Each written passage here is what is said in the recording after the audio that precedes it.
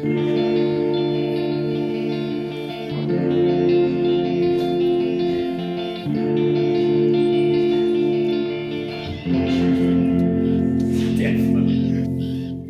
Rusty Shackle gig?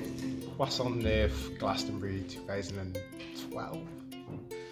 Has to be the Moon. It was sellout. We went out the back fire escape before we started. Intro music starts, and we realised we locked the fire escape. So we had about 2 minutes of the crowd cheering before we came on, but it worked.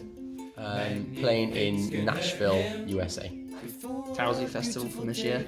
We played after some big names, and the crowd were amazing.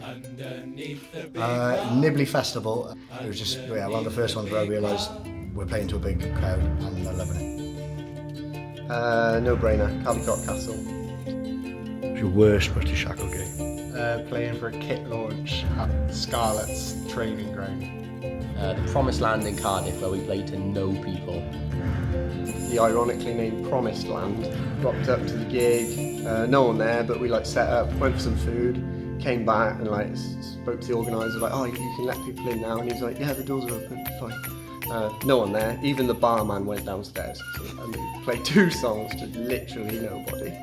Worst gig was Wakarusa in America. Our main set cancelled, and they put us on a dance tent instead.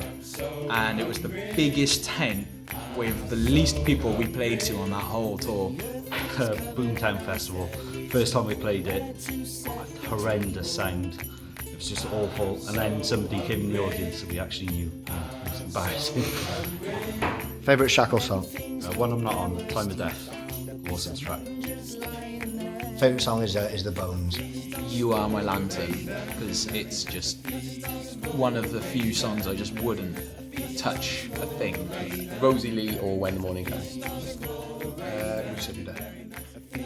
Between the Bones and When the Morning Comes. When the Morning Comes. Most embarrassing moment with the band?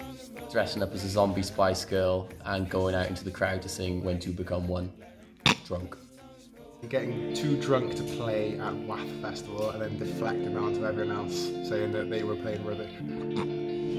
I think it was Devorden Festival, and I went to kind of in front of the monitors to do a big violin solo, and my lead came out, and I stood there just kind of rocking out with no noise, and the boys were all just laughing at me behind it. It was a bit of a red-faced moment.